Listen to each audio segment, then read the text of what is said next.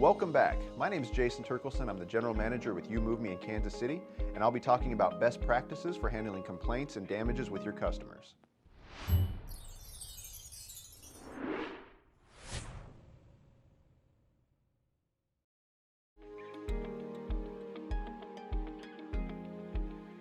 We'll start with complaints. A complaint is an issue a customer had, whether we were late, an issue during the move, or maybe an issue with the estimate. It's important to handle your complaints in a professional manner that's good for your reputation, your business, and your team. So I'm going to give you 4 tips on how to handle complaints. Tip number 1 is to apologize. We always want to make sure we apologize to the customer and be sincere in your apology so they know that what you're saying you really mean. Tip number 2 would be getting to the root of the issue, finding out what's really upsetting your customer and attacking that issue. Tip number 3 is a recap. You want to make sure you make notes so you can go back through what the customer stated they were upset about and attack each issue. And lastly, tip number 4 is the follow-up. We want to make sure we set a time and a date to reach back out to the customer to make sure that they are 100% satisfied with not only the service from move day, but with the resolution of the issue.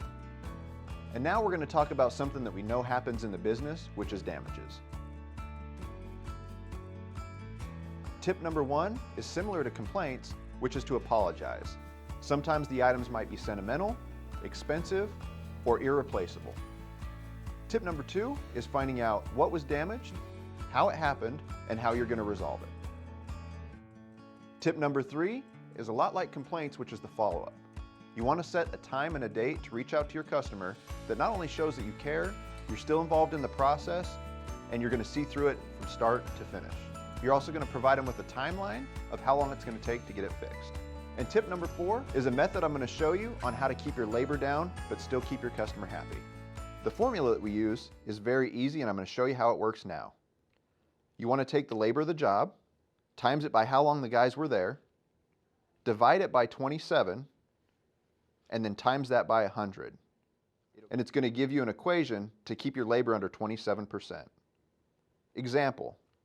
If you have 2 movers on a move for 8 hours that make $15 an hour, it's $120 per guy. So the labor on the job is $240. You take the $240, divide it by 27, which is 8.8. Take the 8.8 and times that by 100, it gives you $888. That is the total cost of the job. $888 minus $1,200 of what the job was leaves you with $312. And that tells you that you can give up to $312 and still be under 27% labor. This doesn't mean you have to give them $312. You can start low, but it still gives you an idea of a cap where you can't go above. And that is how to handle complaints and damages on best practices that we use here in Kansas City. It's important to keep in mind that we're exceeding customers' expectations, not only if you're a crew member in the field or an operations manager in the office. Thank you, and tune in for our next burst.